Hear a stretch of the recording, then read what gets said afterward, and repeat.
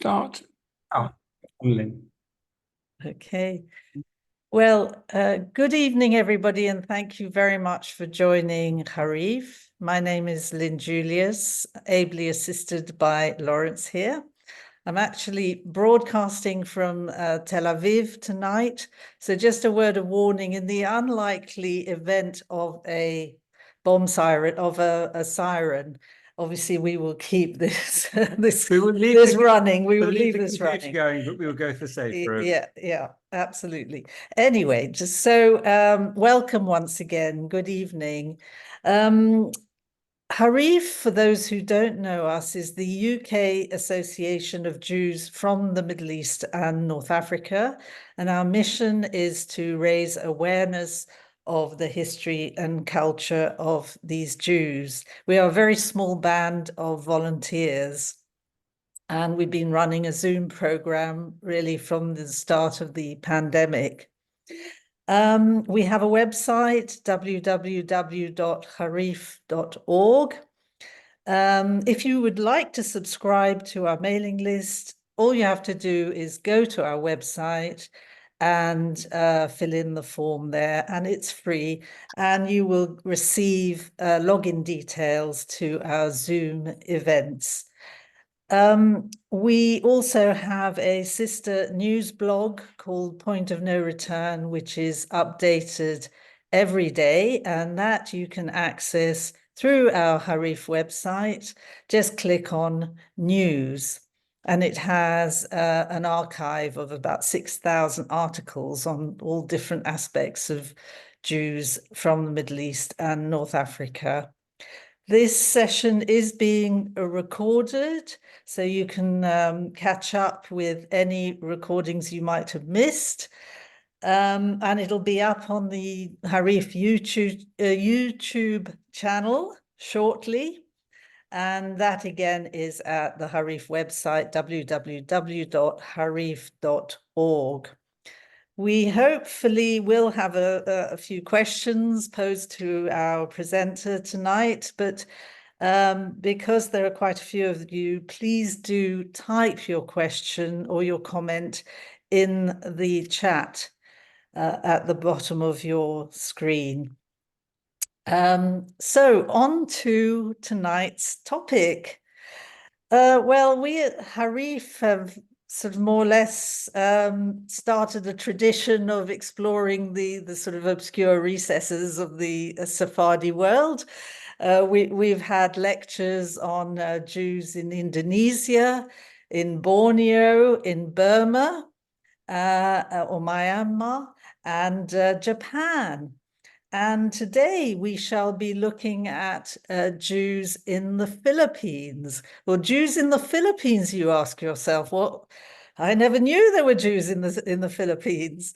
I certainly didn't. But there were actually Jews, Ashkenazi as well as Sephardi Jews in the Philippines for quite a few, a couple of centuries perhaps. We are very, very delighted to welcome our speaker tonight, who is an expert.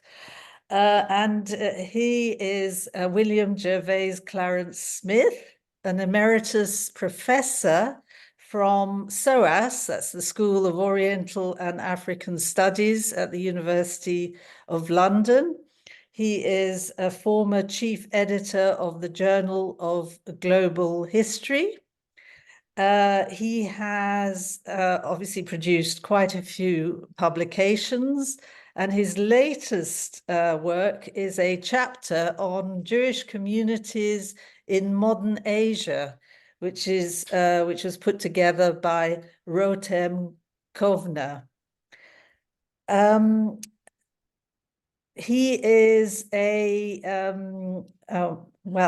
has a special interest in Moroccan Jews in the Portuguese-speaking world, and he also is an expert on Jews who settled in Southeast Asia and Japan.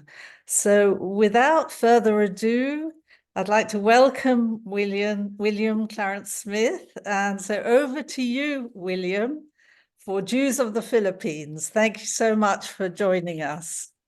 Right, thank you very much indeed. Before I share my screen, I'd like to say how grateful I am to be asked to talk in this series.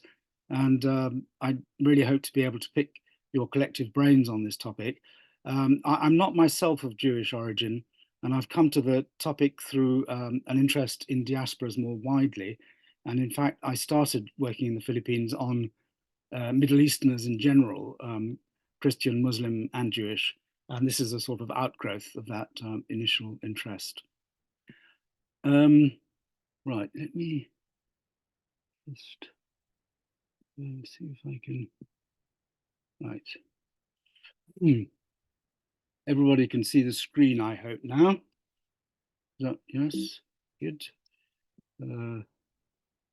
Right, so as Lynn said, Jews have been present for centuries in the Philippines, and many of them were Sephardi. But if you look at the thin literature on Jews in the Philippines, they've largely been sidelined. So I'm trying really in this talk to reintegrate them into the narrative. When the sadly late Jonathan Goldstein once mentioned the Sephardim in his chapter on the Philippines in his 2015 book, I excitedly looked down at his notes and discovered that his source was my email to him, which was a bit of a disappointment. So this is the book. I mean, it's a very important book. It's a good book, and I was really sad to hear of Jonathan's decease not long ago, because he was a very generous colleague. The first Jews in the Philippines then were Sephardic. They were not practicing Jews because Spain had expelled the Jews in 1492, but some of the Sephardic Jews who'd converted to Catholicism were present. And in 1593, we get two brothers who'd long resided in Manila, who were convicted of relapsing into Judaism in Manila, sent to the Inquisition in Mexico City, because the Inquisition had no actual presence in the Philippines. And there their goods were expropriated and they were imprisoned. They weren't burnt at the stake. And it seems that this was also true about 8 New Christians in all in the Philippines who were sent to Mexico City.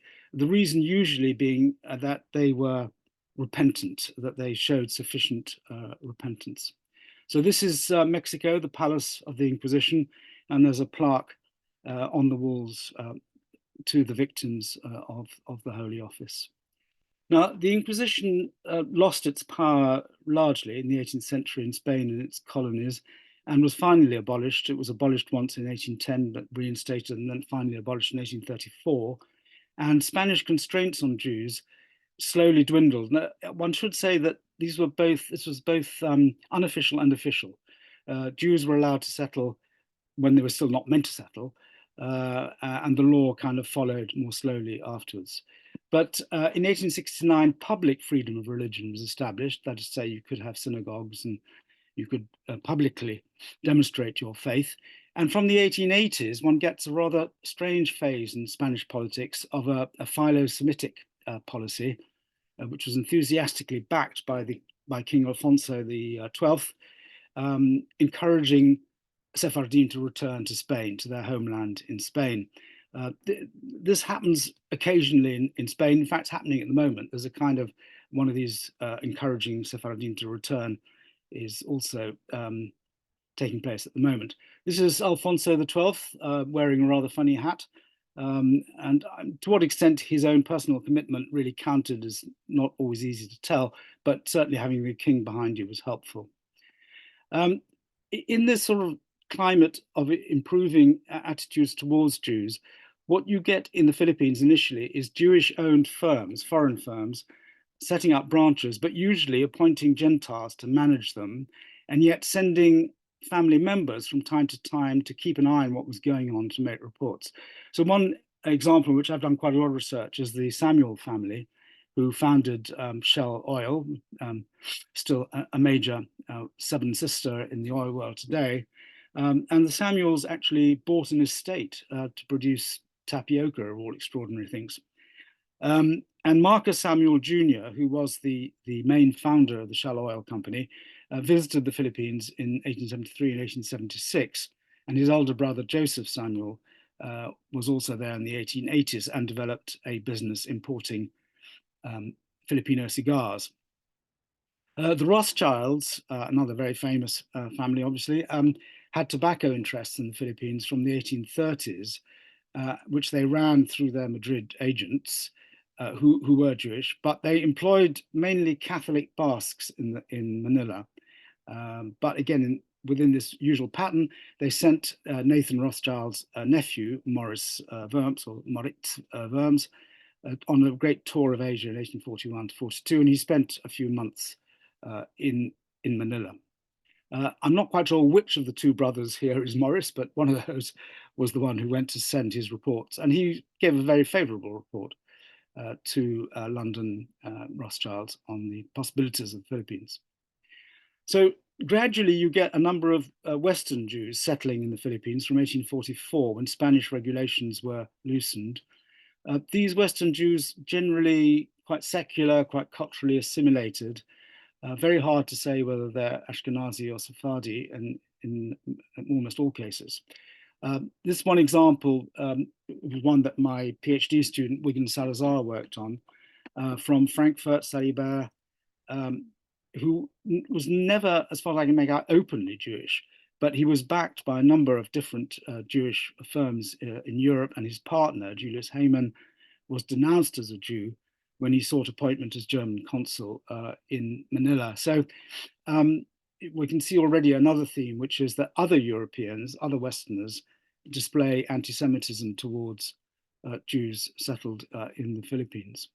This is the Yabana, one of the Bear tobacco. Bear was a big tobacco man. He rather unusually actually bought tobacco estates as well as transforming the tobacco and exporting the cigars. Then you get the arrival of the Alsatian Ashkenazi Jews after the German annexation of Alsace-Lorraine in 1871. These are relatively prosperous people, and the most famous of them are the Levi family from Markolsheim, who arrived in 1873. They left a third brother, Raphael, in Paris to act as purchasing agent. Now, they settled not in Manila, but in Iloilo in the Visayas, in the central Philippines. I want to stress that because an awful lot of stuff that's been written about Jews in the Philippines writes as though they were only in Manila. Nothing could be further from the truth. They are actually all over the archipelago. So they set up Levi Hermanos, the brothers Levi, or Levi, and their store was called Estrella del Norte, the Pole Star. Nobody's ever been able to work out why they called it that.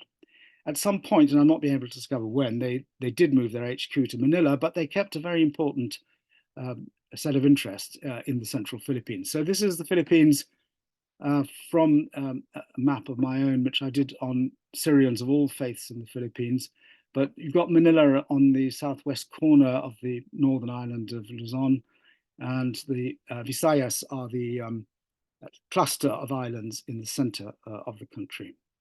Very prosperous at the time because of sugar.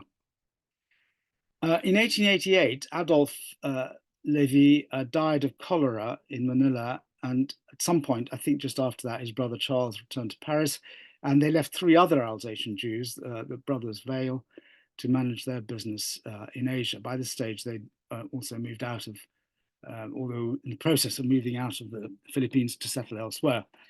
They also became importers of technical objects, and the Levi firm specialized in this, eventually motor cars, and they set up branches elsewhere in Southeast and East Asia. But Manila was the central point. Now, you probably can't see this terribly well. This is Adolf Levi's tomb in Manila, but if you look carefully, you can see that the top of the tombstone is written in Hebrew, and then afterwards in English, which is so there is already a sort of a marker, if you like, that these people are Jews.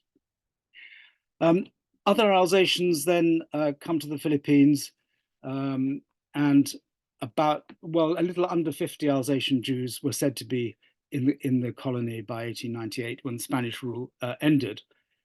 Although they were specialized jewelers, they moved into importing luxury objects in general. French perfume was very important, cosmetics closely linked to perfume, and objet d'art, whatever that might mean.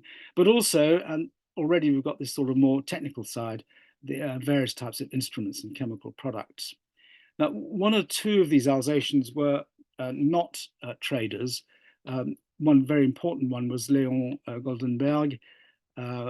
He was a doctor, so one of these professional Jews who ran the Botica Inglesa pharmacy, which despite its name was actually American owned. The other thing which is interesting about Goldenberg is that his wife was a Syrian Jew, Ramona Dweck, who he married in Singapore before coming to the Philippines. Now, these marriages between Ashkenazi and Sephardi were not that common, but this is one example. Now, although the Alsatians claimed to be French, and in fact, they made up a third of the French families registered in the consulate in 1896, the French consul considered them not to be proper French people. And you get a lot of, I've been through the archives in Paris on this, you get a lot of attacks on the Alsatian Jews because they don't do their military service like they should do. They're always finding excuses as not to serve in the army. They behave dishonorably, in a particular case by speculating and smuggling, in fact, Mexican dollars and benefiting from the arbitrage. But most galling of all to the French consul was that they behaved like Germans. They imported German goods, which they sold as French ones. And I think probably most galling of all, they resorted to German consular protection when it suited them.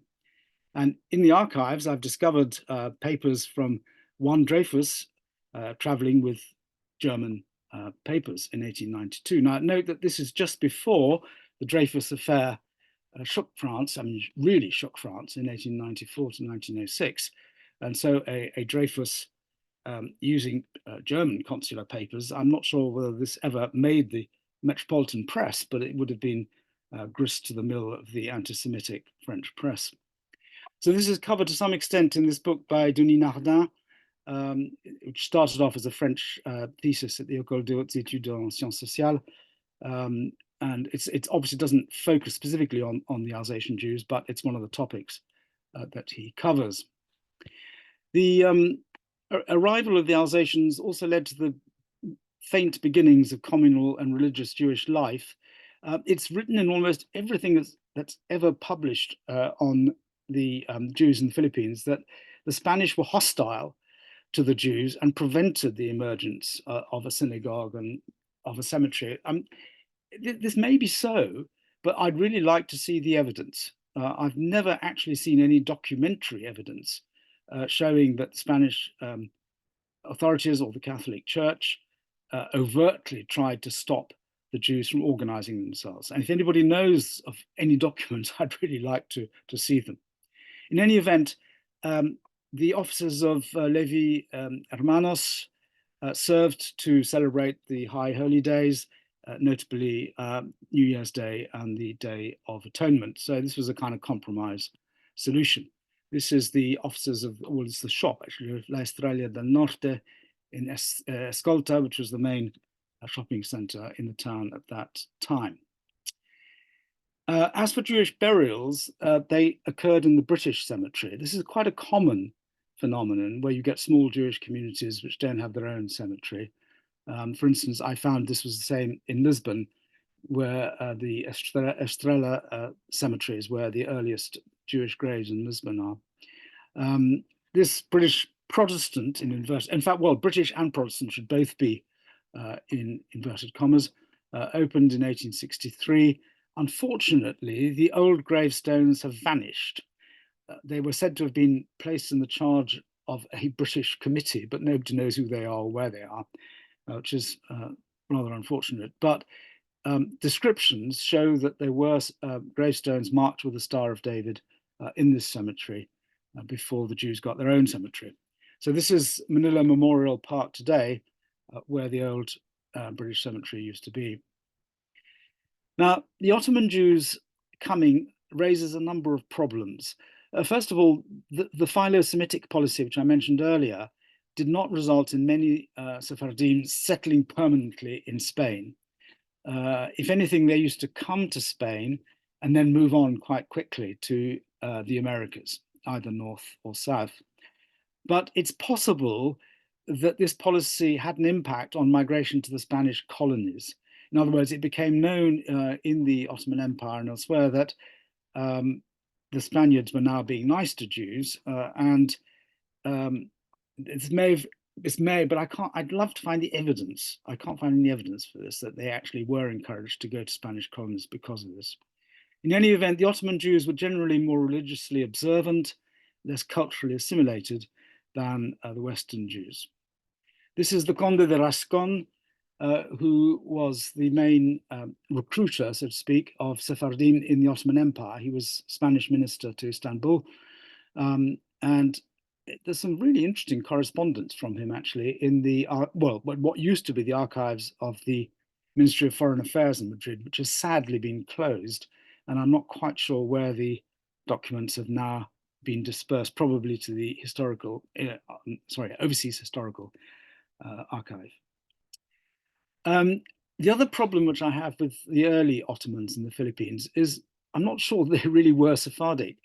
The first Ottoman Jew in 1881, Israel Weinberg, I mean, it doesn't sound Sephardic, said to be from Alexandria in Egypt. And note that even after 1882, when the British Protectorate was imposed, Egyptians legally remained Ottoman subjects. The number of so-called Ottoman arrivals rose somewhat after the relaxation of immigration regulations in 1894. But again, there's a lot of Ashkenazi sounding names. Now, I've got a suspicion that it was easier to obtain Ottoman passport than others, and that's why a number of people came on Ottoman passports. But again, I'd like to have some evidence for that because it's only a supposition. The Ottoman Empire in 1875, most of these Jews arriving in the Philippines were coming from the Eastern Balkans, Western Anatolia, or Egypt, as well as Greater Syria, which I'll come back to later. So the French consul in Manila looked after all Ottoman subjects, and he kept Registre Matricule des Sujets Ottomans, which has sadly disappeared. At least I can't find it. If anybody knows where this registre is, or the volumes of the registre are, they don't seem to be in the Nantes consular archives in France. I know they exist, or existed, because the French consul made copies of extracts and passed them on to the Spanish administration. And those extracts have been preserved, at least to some degree, in the Spanish archives. So the French consul treated Ottomans as French protected people. Some consuls grumbled about this because of the extra work which it involved.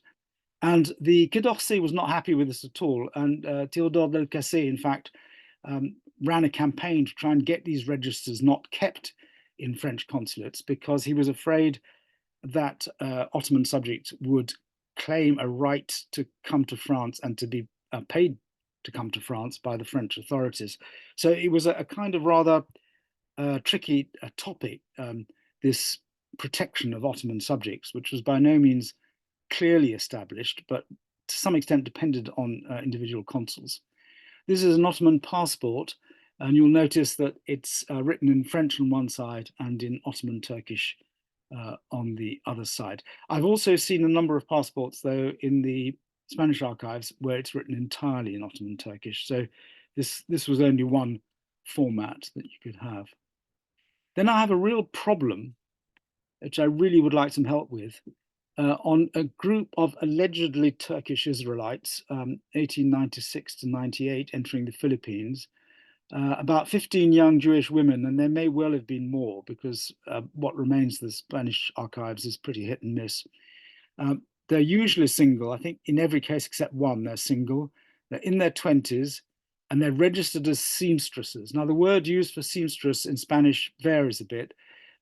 Modista is the most common one. Costurera, they sometimes say. There's another one too. But they all seem to translate as seamstresses, and they all have, well, nearly all have Ashkenazi or even West European names. There's one called Nelson, there's one called Chevalier. Who are these people?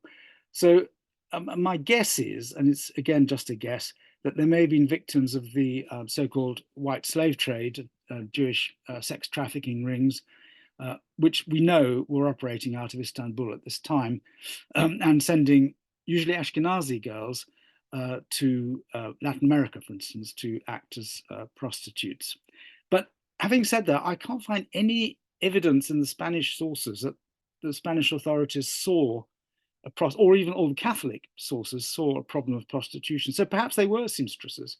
And I should actually just add, there's at least 2 men who come in as tailors at the same time. So it really is possible that this was a skill gap which they were filling. But single women traveling halfway around the world at this time, it's something niggles. And this is a conference to protect Jewish women from things like the so-called white slave trade. So this is a topic which has been worked on quite a lot. You also get an increase in Eastern European Ashkenazim coming from the 1880s. Again, more religious and less assimilated than Western Jews. The Russian vice consul protected some of these people, often from Odessa, so often from Ukraine, or at least allegedly from Ukraine, because they may have simply sailed from there.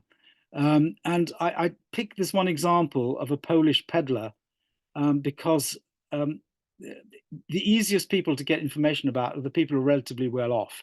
But there were a lot of these peddlers, Jewish peddlers, in the archipelago, and they certainly were not just in Madrid. They were, I'm sorry, not just in Manila. They were all over the place. And they're much, much harder to get at from the sources. However, most of these East Europeans were registered as Austrians, so perhaps they were Galicians, possibly Romanians, because the independent state of Romania after 1877 denied Jews nationality, and therefore they had to choose another one, basically. They could remain Ottoman. The Ottoman authorities allowed them to remain Ottoman subjects.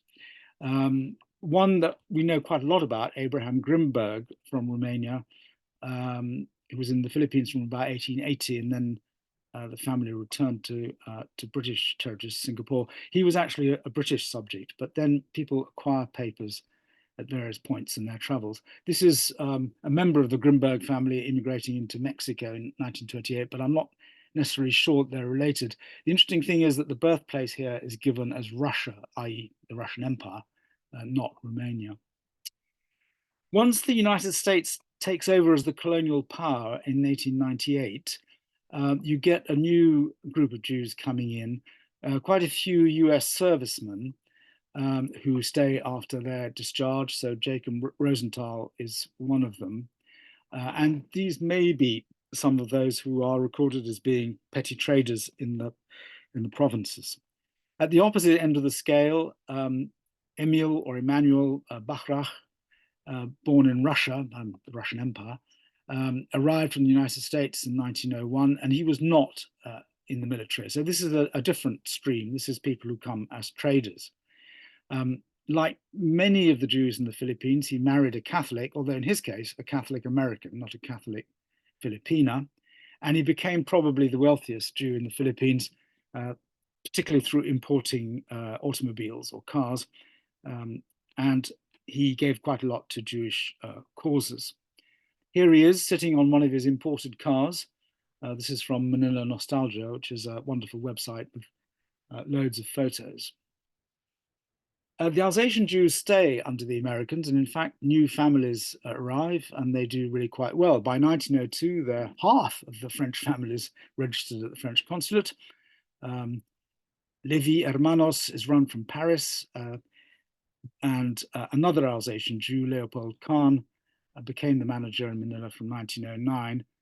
He was a key figure in the community for many years until his death in 1938.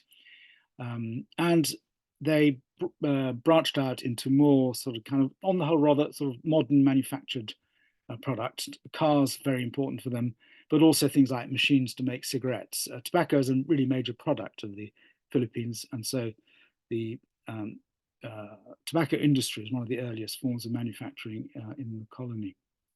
This is Raphael Lévy in Paris. Very difficult to get pictures of these Lévy brothers. And Lévy Abad in Winnipeg in Canada found this particular photo from a French lady who's been researching the family. Now, here I have another problem. It is said that wealthy Ladino families from the Ottoman Empire arrive from between 1908 and 1917. Now, we heard in the last Harif talk about what was going on in the Ottoman Empire. After the Young Turk Revolution in 1908, we get both the imposition of military service and other things like taxation on non-Muslims, but also the attempts to assimilate them into an Ottoman nation, causing a major outflow of various minorities, Jews amongst them, up to the First World War. So that is clear. The real problem I have is with the next bit, which is that Cesar Mahul, who was of Greek Orthodox Syrian origin, but converted to Islam in the Philippines and was dean of the University of the Philippines, has given me a list of names of relatively well-off Ladino-speaking families that arrived, but I cannot find, I can find hardly any evidence of some of them being there, and I don't quite understand that. Crespi, Levi, Salti, Sarafati, Tani, these are families that allegedly were important in the Philippines, and yet I can't find them in the documents. So I don't really know. The others I have found traces of, or sometimes a lot. The Abulafia are all over the place. These people, according to Mahul anyway, saw themselves as an aristocracy of Judaism and were generally in import-export trade.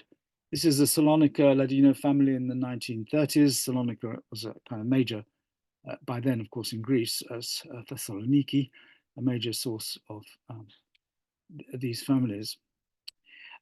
Wealthy Syrian families arrive at the same time. I'm giving you a couple of examples here, together with the odd Iraqi, and they spoke Judeo-Arabic rather than Ladino. Now, they had very close links to Syrian Jewish families in New York, and this contradicts Jonathan Goldstein's assertion that Philippine Jews did not engage in ethnic networking. He says that they were different from the other port Jews of Asia, but certainly in the case of the Syrians, this is ethnic networking with a vengeance. These families are very tightly linked between Aleppo, New York, and Manila.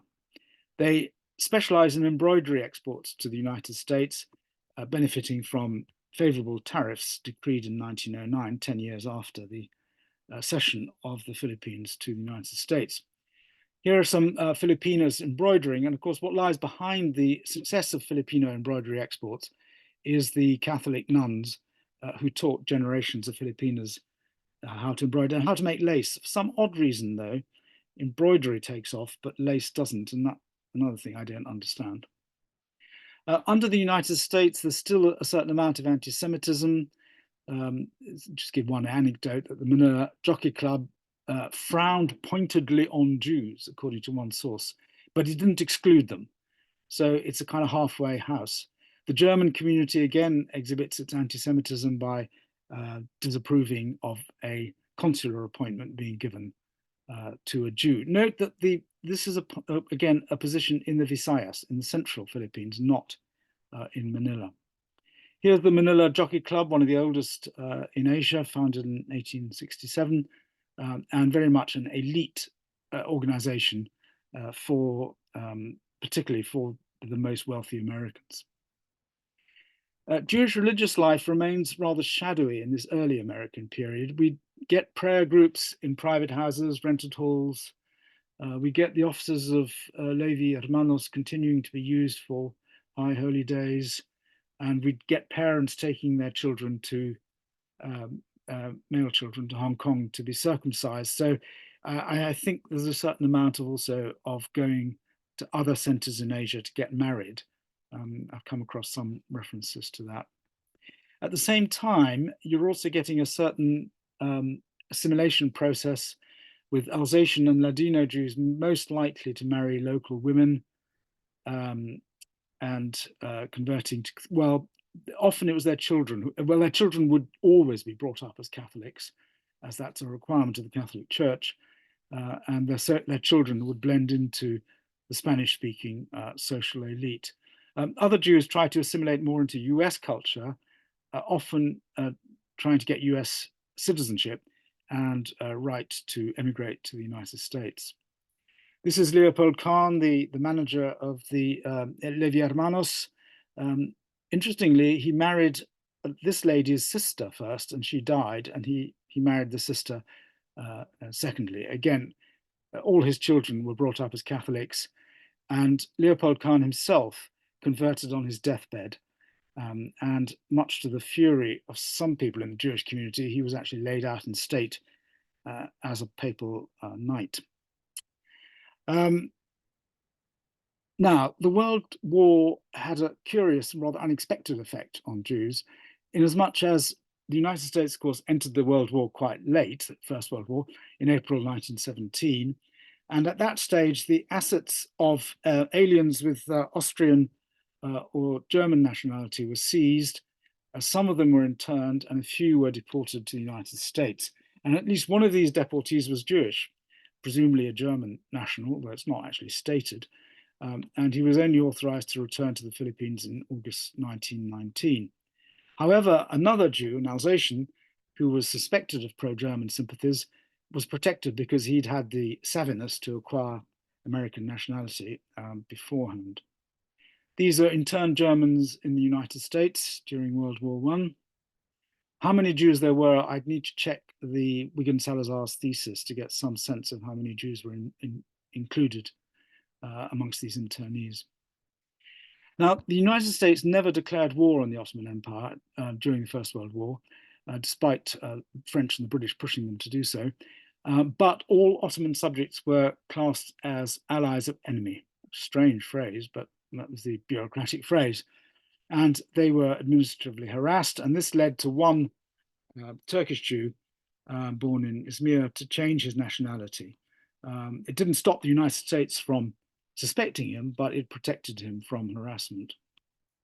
I go into this in my chapter in this book, From Anatolia to Aceh, into the whole allies of enemy question. It's not been written about very much, rather curiously.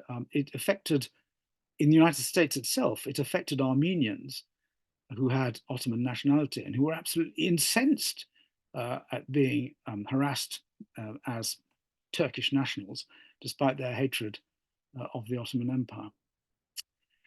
After the war, immigration favored United States Jews, or at least those with United States citizenship, although a few others managed to get in. And this is because there was a major reform of immigration legislation in 1917 for the United States, but made applicable in the Philippines. So you get more demobilized US servicemen. Joseph Shurdut, born in Russia, served in the American expedition to Siberia at the end of the war. I didn't actually realize there was an American expedition to Siberia, but he was in it. And he worked for one of the big companies and then set up his own business. He became a pillar of the Manila Jewish community. And this is him smoking, no doubt, a Filipino cigar. In terms of the Turkish Jews in the Philippine economy in the post-First World War, there's quite a lot of information on Akrish & Co. Akrish is quite an interesting family because it seems to be a Moroccan family originally, which by way of Italy, by way of Livorno, came to Gallipoli near Istanbul. And this had become a multinational company by 1921, although the headquarters, the main firm was in Manila, sending primary products from Asia to New York and importing manufacturers all over Asia. Note again, though, that this is a firm which has branches in the Visayas in central Philippines. They were implicated in some dodgy fire insurance claims with the Abulafia and Bihar families. Note that the Abulafia in the Philippines spell themselves with an O, not entirely sure why, but maybe a different branch or something. This is Moses Akrish, who was born in the Philippines in 1921. I'm assuming that's American military uniform, although I'm not entirely sure. There's a bigger drive to set up a formal Jewish community after the First World War. The arrival of Russian Jews fleeing the USSR is always cited as being the reason for this. I'm actually not terribly persuaded by this. I think more important were the efforts of New York Jews who sent Mottel Goldstein to the islands with the specific instructions to try and get the Jews better organized, so to speak. So he hires a temporary synagogue, constitutes a committee to build a permanent synagogue, who are all Ashkenazim, as far as I can tell by the names, with only one Alsatian amongst 9. However, it's clear that some of the Mizrahim actively supported the project, and it was alleged, including on Wikipedia, and no less, today, that the Mizrahim influenced the architecture of the new synagogue, which was said to be of the Moorish type when it was opened in 1924. Is this Moorish? I'm not sure. Not being an architectural historian, I'm not really good at judging this, but possibly this doesn't look terribly Moorish to me, but anyway. So Temple Emil, which was named after Emil Bachrach, had a congregation of about 150 Ashkenazim and 50 Sephardim, so it is said, although I've not actually seen any lists. It initially had a cantor and a religious school, which both fell away for lack of personnel. It lacked a resident rabbi, so they had to have people coming in from other parts of Asia, other ports in Asia. They did have the president of the Jewish synagogue. I'm not terrible. I mean, this is a title or a similar title as one which crops up quite often in the sources, and I'm not quite sure what this entailed, whether this president led services or whether he simply looked after the finances. I'm not terribly sure. In any event, an American journalist in 1930 complains that the Jews of Manila are indifferent to their religion. Their handsome synagogue is frequented only on high holy days, and he puts the community at perhaps 400 people. This is a Passover meal in Manila in 1925, which doesn't look to me as though these people ignored their cultural traditions, or, I mean, it looks like more a sign of a relatively flourishing community. So one has to be always a little bit careful about these critical comments made by visiting journalists. But in terms of Zionism, Israel Cohen, who did a tour of Asia in 1920 to promote Zionism, he called the Philippines the stoniest ground of all the places he went to, with only 6 Jews attending a meeting and hardly any money contributed. But he also talked about a Syrian shopkeeper in northern Mindanao, note again, right outside Manila, who asked whether the English had given back the land of Israel to the Jews, and on hearing that they hadn't, said that he would wait for the arrival of the Messiah. So here we have a kind of a traditional kind of Zionism, more than a modern kind of Zionism. This is Israel Cohen, whose personal correspondence is in the Central Zionist Archives in Jerusalem, and I'm intending to try and look at them at some point. Then we have the most famous episode of all, the refugees of 1933 to 1941. Under the 1917 legal restrictions, which remained in force till 1941, you had to have an invitation from permanent residents, and you had to have guarantees that you would not become a burden on the public purse. So perhaps 40 families came up to mid-1937. Then you get this astonishing episode when the Nazi Germany evacuates its nationals from Shanghai when the Japanese attack, and it takes both Jews and non-Jews. And the Jews, they land all of them in Manila, and the Jews are handed over to the German consul, who hands them over to the Jewish Refugee Committee. So it's a very strange episode. In any event, perhaps 750 refugees by 1939, middle of. The claim is always made in all the literature that 1,300 refugees entered, but I'm very dubious about this figure. I think it was probably less. This is the latest book about the episode by Bonnie Harris. The impact of the refugees, however, is clear. They got a resident rabbi, they got a resident cantor, they expanded the synagogue, new hall, burial club, cemetery was enlarged, religious school, other clubs. There's a whole series of activities which really do develop because of the refugees and which cause a kind of religious revival within the community. This is the other famous book on the Jewish refugees in the Philippines. Come World War II, we get two sets of incarcerations of Jews. One is those Jews who were serving in the American army. Several hundred of them went to one of the camps. I haven't got information on the other camps, with very few surviving the war. They met for prayers on Friday evenings, and they were able to have some kind of ceremony for the High Holy Days, led by an old Polish Jew who had been at a rabbinical seminary in his youth. These are the camp inmates being liberated after a quite daring raid in January 1945. And the second lot of internees were civilians who went to two different camps, and they were all the Jews who had Allied identity papers, so American, British in particular, or who were stateless, although the stateless category is complicated because some of them seem to have gone to the camps and some not. So exempt were Jews from Axis and neutral countries, so to the fury of the Nazis, Austrian and German paper-holding Jews were not incarcerated. From the USSR, because of the non-aggression pact that Japan had signed with the USSR, and then from the Middle East. Also, Jews who'd been naturalized as Filipinos were exempt, although the Japanese were really quite annoyed about this. They took a quite racist view of who was who, and they didn't think that these, as they saw them, white people who called themselves Filipinos should be exempt from being incarcerated. Any free Jewish civilian who resisted Japanese rule was, well, either executed or imprisoned. But there was a curiously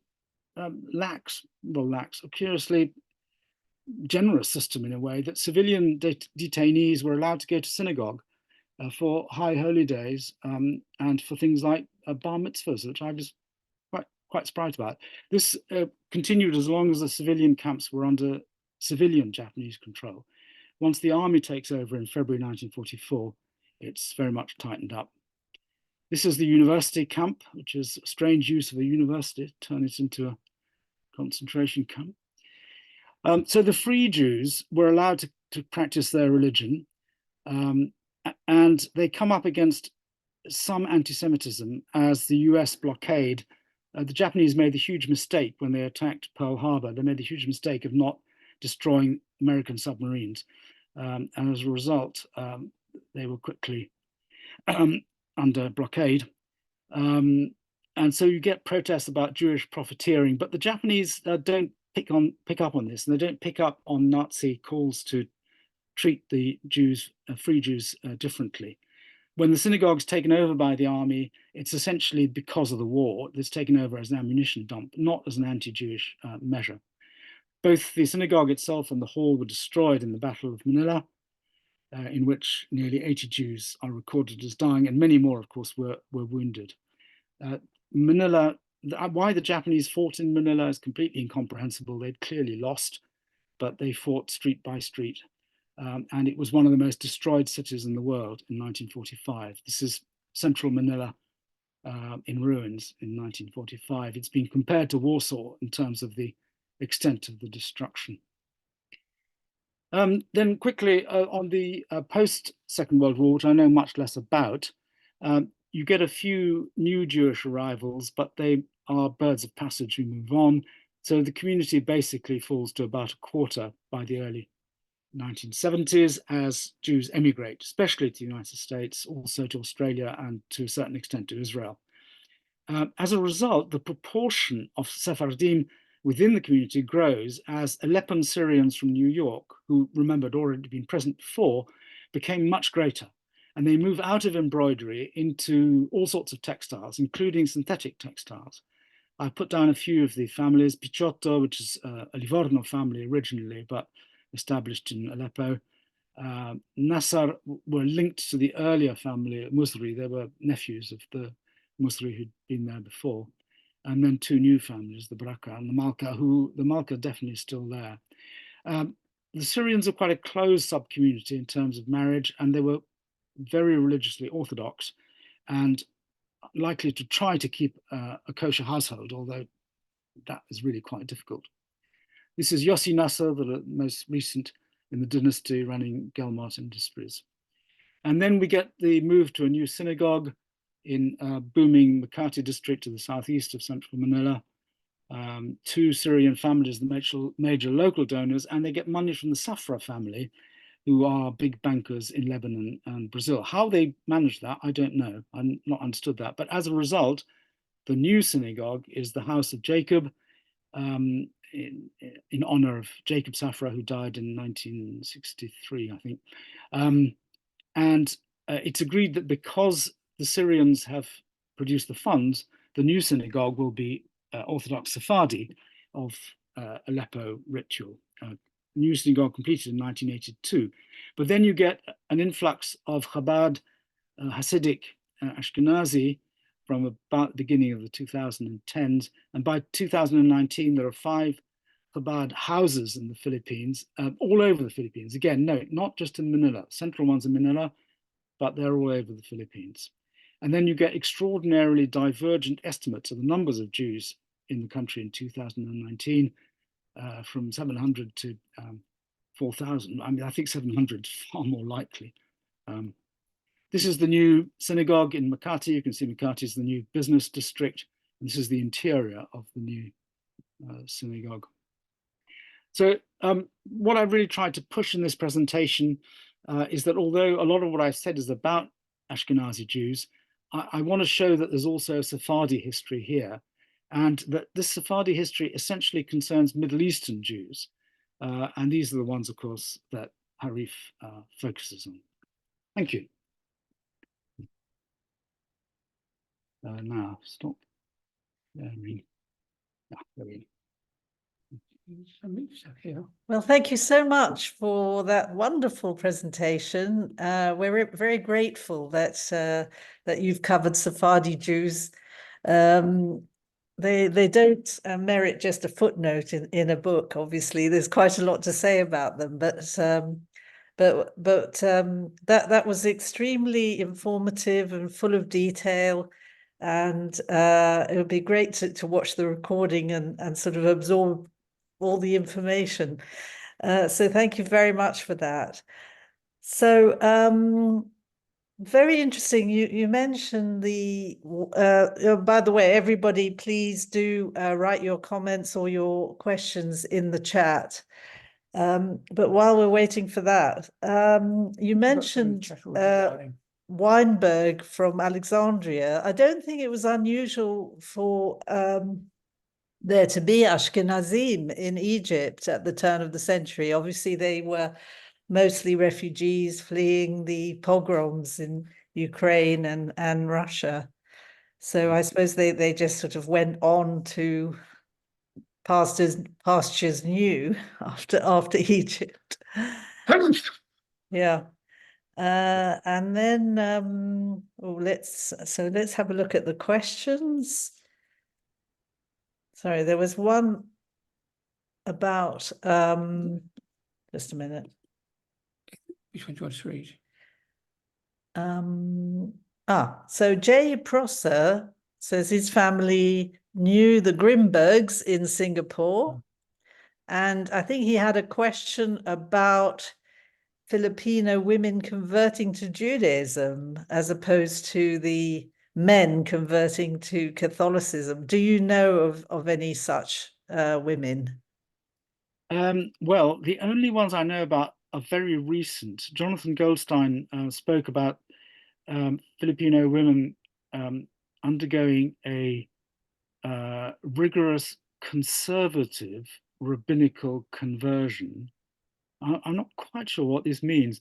And then there being quite great difficulties with the Beit Yaakov synagogue rabbi, because, well, first of all, when it came to a bat mitzvah, he wouldn't have it in the synagogue, he insisted on having it in the hall. And then he gave a talk in which he didn't mention the girl who was having her bat mitzvah.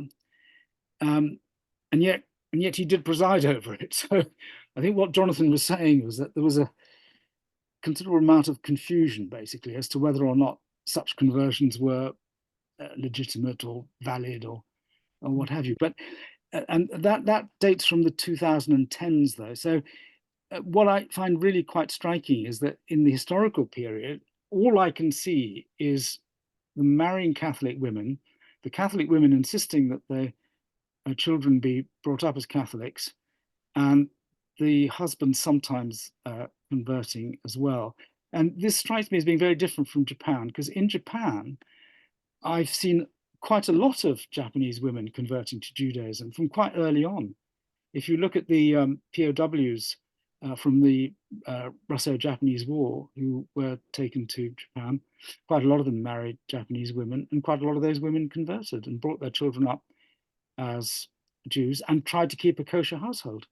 So the Philippines seem to be very different from Japan, but it may just be that I haven't come across any evidence. I mean, Goldstein actually has a really quite worrying and quite disturbing anecdote where one Jew who married a Catholic woman was buried in the Jewish cemetery, and his widow had him disinterred and reburied in the Catholic cemetery.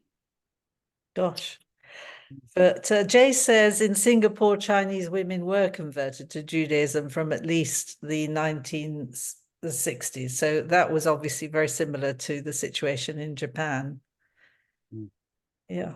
Okay. And there was a question about whether there was kosher food in the Philippines in the early 20th century, you know, when you mentioned a shadowy Jewish community. Yeah. Would you have any information about that? There were attempts. In fact, Levi Hermanos in the Estrella del Norte store, they had a restaurant above the store, which they tried to keep as kosher as possible. I mean, boiled rice is kosher, so I mean, that's all right. It was difficult.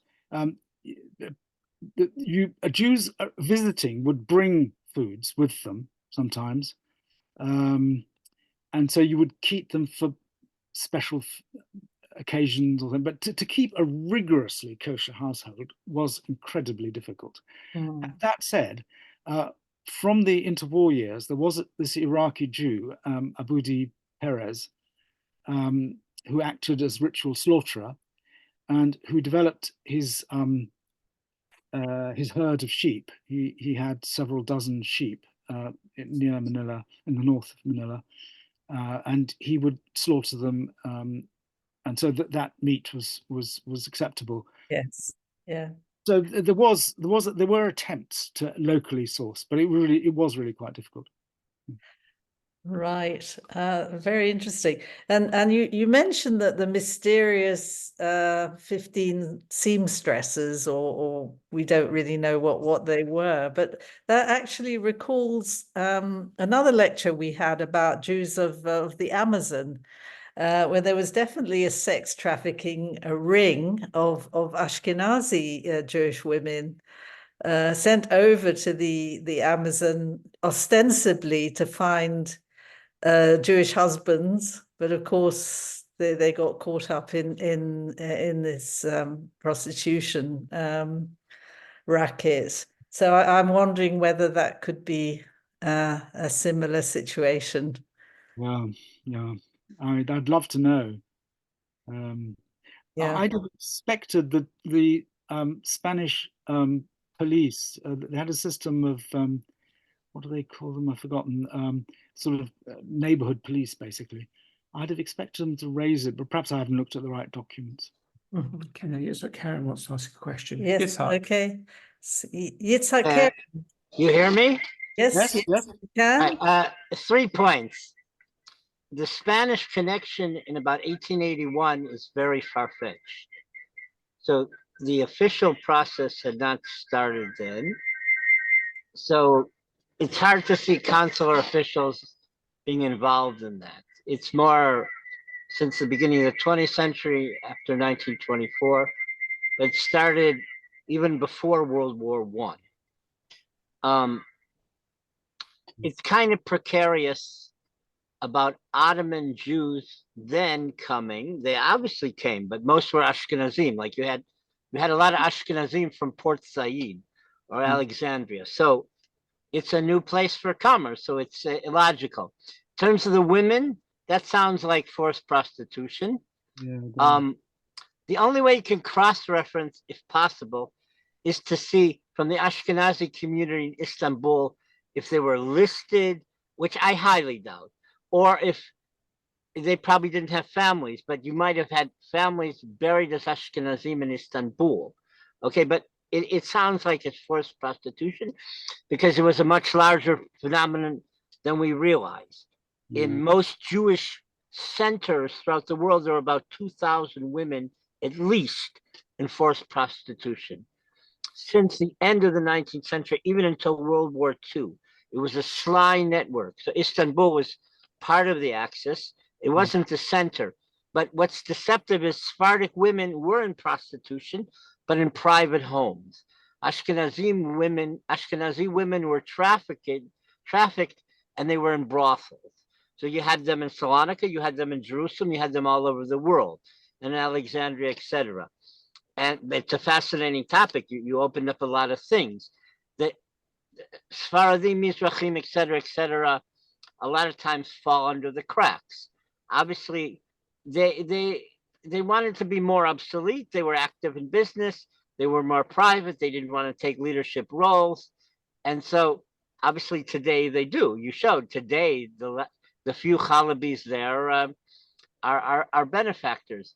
But they usually kept kosher and all that, but they're very, very, very secretive, very personal. So it's hard to detect it. But you open up, I won't say a Pandora's box because it's not a scandal, but no, you showed for sure that there were Sephardim and Mizrahim and Salonikans and families like Salti and Akrish, etc. Akrish is North African. Salti for sure is Sephardi and Crispin and the others.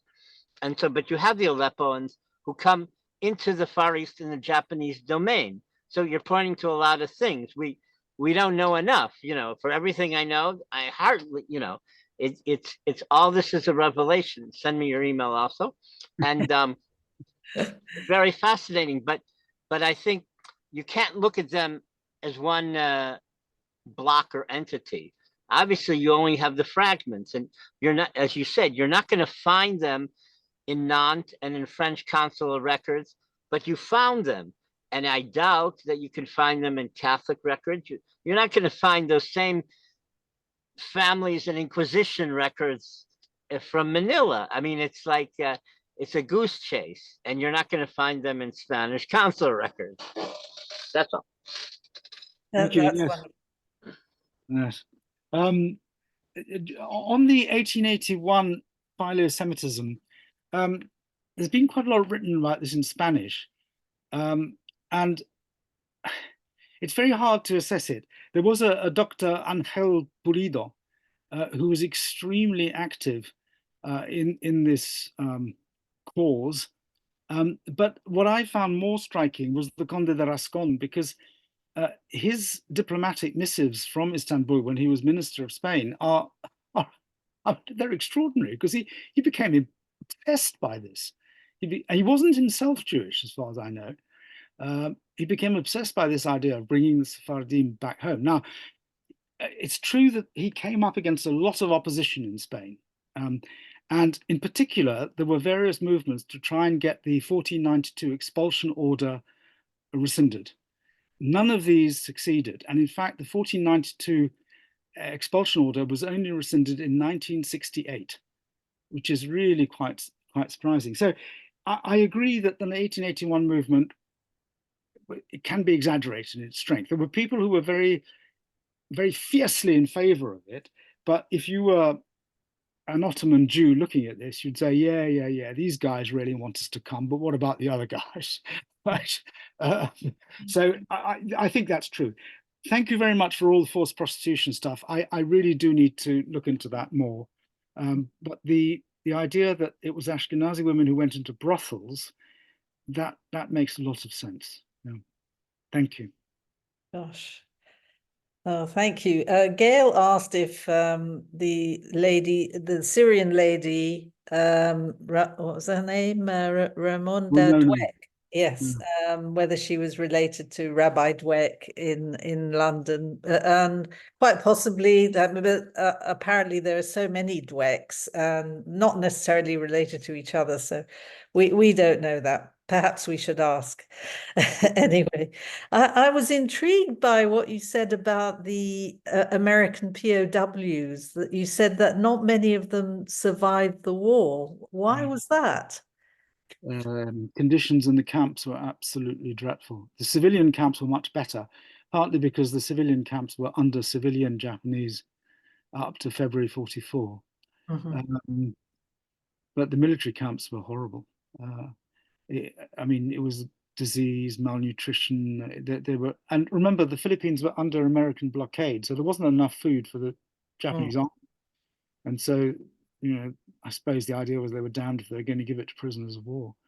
Particularly as for the Japanese, anyone who surrendered was totally dishonorable. What you're meant to do is commit suicide if you're defeated. You're not meant to surrender. And so there was, I think, generally throughout East and Southeast Asia, a sort of Japanese feeling that soldiers who surrendered, were not worth bothering with. I don't know this literature terribly well. And I think one of the things which does strike me, though, is that the existing literature is heavily biased towards the civilian camps. And one hears very little about the military camps.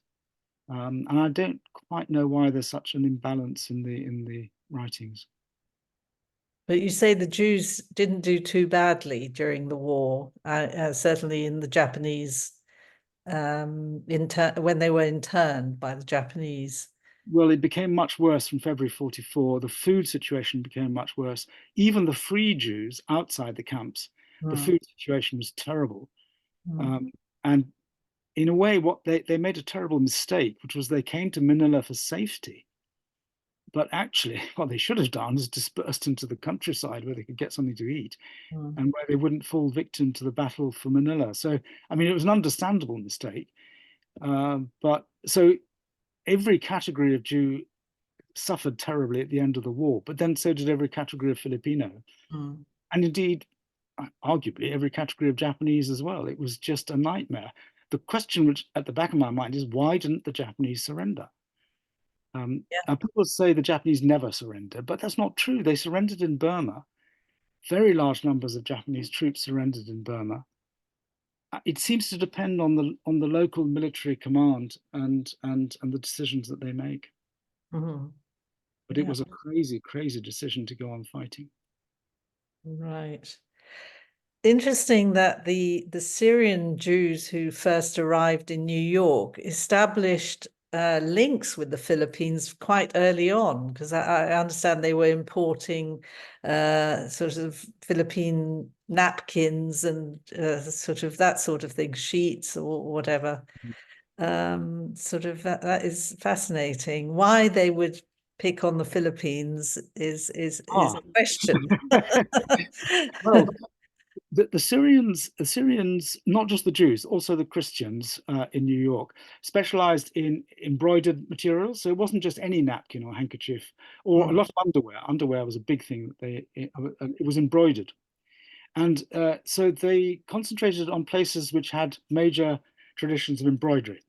So in 1916, when Portugal enters the war, the island of Madeira, which was a big exporter of embroidery, all the Germans were kicked out. And at that point, the New York Syrians move in, whoom, and they take over the entire embroidery industry of Madeira. So the Philippines is quite similar in a way. You have a Catholic monastic nuns tradition of teaching the locals to make embroidery very well.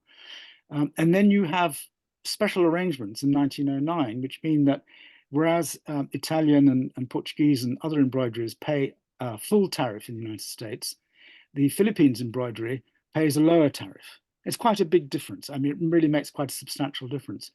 So the Syrians see their opportunity. I mean, you know, woomph, they go in. And as I say, it's not just Jews, it's Christian Syrians as well. In fact, Christian Syrians are probably quite a lot more important than Jewish Syrians at that stage. Where the Jewish Syrians become really dominant is after the Second World War, when they move from embroidery to infant clothes, gloves, a whole series of things. Why the Christian Syrians drop out after the Second World War, I simply don't understand. Why it becomes this Jewish Syrian thing, I don't know. But they're all in New York. They all know each other.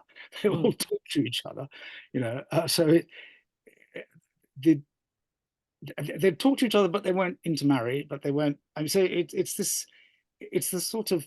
system where they meet in the marketplace, but they don't meet in society. Right, that's very interesting. I think Gillian Moonman said that her father was a refugee from Czechoslovakia and ended up in the Philippines.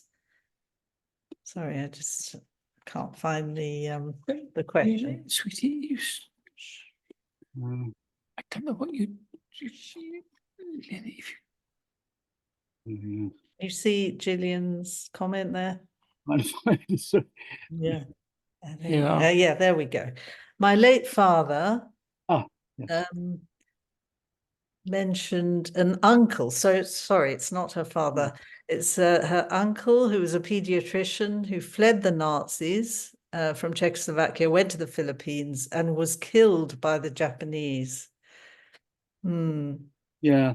Well, pediatrician is interesting because if you look at the sponsored immigration, which High Commissioner Paul McNutt developed in 1938, that was for 100 families. And of those 100 families, 56 of the designated occupations of heads of families were medical. So there was a real emphasis on bringing medical personnel to the Philippines. It was felt that this was a big gap in the skilled population. Now, why they would get killed by the Japanese, the usual reason was because they joined the resistance, or they allegedly joined the resistance. Of course, there are problems with that. You were arrested if you had a shortwave radio, but you were usually simply imprisoned. But if you actually joined the resistance, then you were executed. So if it was killed in that sense, deliberately killed, of course, the other problem is that lots and lots of people got killed in February to March 1945 just because they got caught in the crossfire. So it would be interesting to know how he died and why. So Gillian, over to you if you can find out the information. Yeah. Perhaps. Okay, interesting comment from Professor Kerem. He says the Bukharian side-offs of Jerusalem were multi-millionaire diamond dealers in the Philippines in the 1940s, and they also fall through the cracks. Yeah, well, that is interesting. Yeah, sure. Well, that's very interesting. Yes, yes, so because I've not come across any Bukhara Jews, nor for that matter, Yemeni Jews, and even more surprisingly, I've not found any Moroccan Jews. I say surprisingly because the pro-Sephardi philo-Semitic policy was largely aimed at Moroccan Jews. I found one or two, but really quite few. Interesting. But the Bukharans would speak Persian, presumably, or some form of Persian, wouldn't they? Or Judeo-Tat or something. Yeah, yes. Anyway, that was absolutely fascinating. Thank you very much. I think we will, we're nearing the close of our meeting here, but before we do so, I'd just like to have a little commercial break. Well, I will also take out of the meeting anyone who has joined with name like iPhone, iPad, anyone who's not given their name, either change your name quickly now, or you'll be taken out the meeting for that final chat. So I'm going to go look through anyone who's got iPhone, iPad is going to be removed. Yeah, sorry, we have to be a bit strict because we haven't got registration, and you never know these days. So it's going through everyone. But I think everybody's very well behaved, and there aren't any iPhones around. Okay, so the next in our program is about Bureka's films in Israel, which is the Israeli equivalent of the spaghetti Western, which should be fascinating. And I think we will now, if Lawrence can now unmute everybody, as is our wont, and everybody can say, express their appreciation. 1 second, I need a few more seconds. Okay.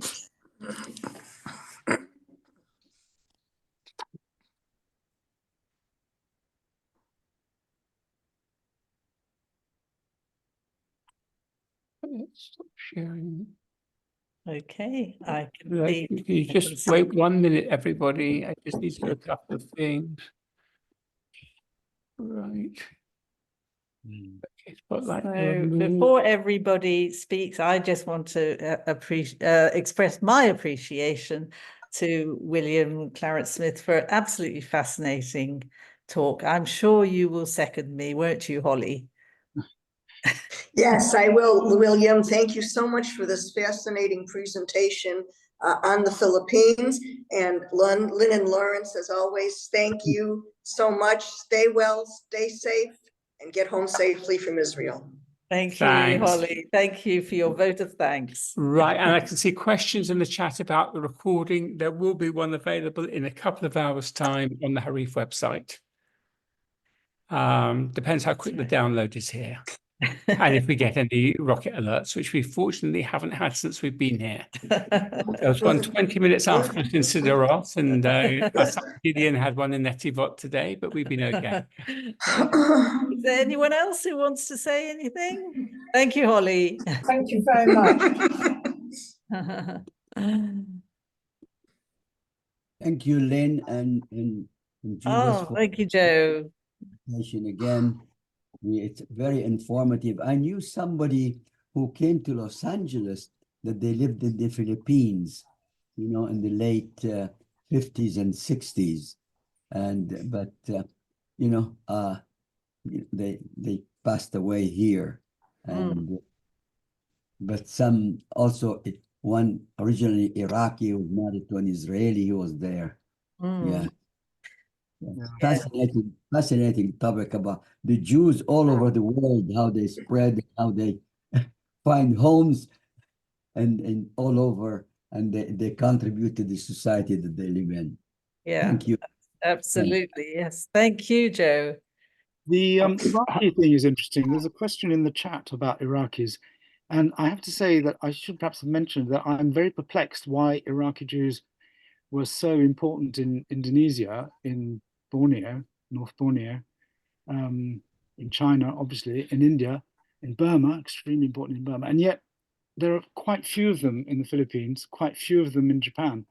So this fits into some of the other questions too about were there any mountain Jews? I haven't found any, Caucasus Jews, that is. William, I have a question. Yep. Is it true that the largest American military cemetery is in the Philippines? Oh, that's possible. I don't know. I mean, there certainly are huge cemeteries. Yeah, they lost a lot of men. Yeah. Usually the Jewish graves do have the Star of David on them, as I understand it. Yeah. But whether they are in actual sort of religious groups, I don't know. Thank you. Okay, so I think we'll wrap up on that note. I think we need a book about this, William, don't we? Or at least an additional chapter. Well, we need an additional chapter on the Philippines in Yes. Rotem Pauner's edited collection, because he left Yeah. Philippines out. And can I make a plea also? If anybody knows about any Jews in Indochina, particularly in Vietnam, if they could let me know, because I've got another project on Jews in Vietnam. Okay, so Jews in Vietnam, that'll be a topic for the future, hopefully. Okay, so it just remains for me to thank you once again for an absolutely wonderful talk, and to thank everybody for joining us. And we look forward to seeing you all again in 2 weeks' time. Thank you again, and good night. Thank you. Good night. And William, if you do want that tutorial on various things like memory and things like that, and using the computer a bit better, very happy. Computers. I think of computer memory and I think everything went very smoothly. No do problem want at that. all. My offer is still open. Thank you very much. Thank you. Thank you. Okay. Okay, thank you, everyone.